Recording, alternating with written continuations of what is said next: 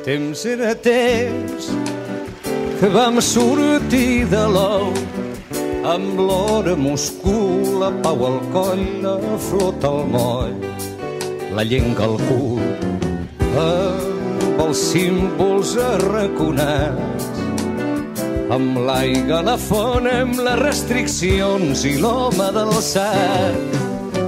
Temps era...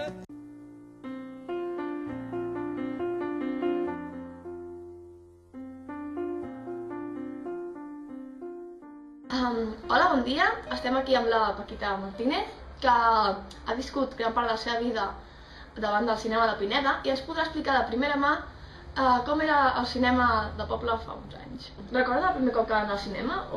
No, primer no, però me'n recordo que el meu oncle era porter i l'altre meu oncle passava les pel·lícules i era acomodador. Sí. I llavors, mira, clar, jo entrava, a vegades pagava, a vegades no, perquè tenia l'oncle porter.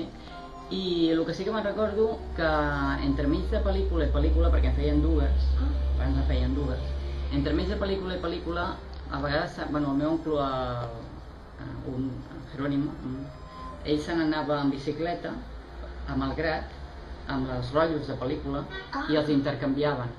Els de Malgrat i els d'aquí Pineda, perquè eren els mateixos, o sigui, la mateixa duenya tenia aquell cine també, i llavors anava amb la bicicleta, s'enduia l'altra pel·lícula... Que incòmode, no?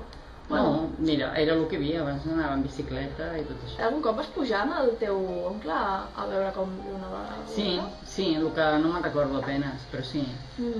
O anaves al cine o anaves a l'esport, saps? Allà on tocaves a màquines hi havia un billar, només hi havia això, o a voltar pel carrer. De tant en tant venia alguna pel·lícula estrangera, d'aquestes que dius, mira, maques, però ens havíem d'empassar molt amb Pajares, a l'Espeso i companyia, i clar, dius... I per què creus que van tancar el cinema de Pineda? Perquè van obrir multicines.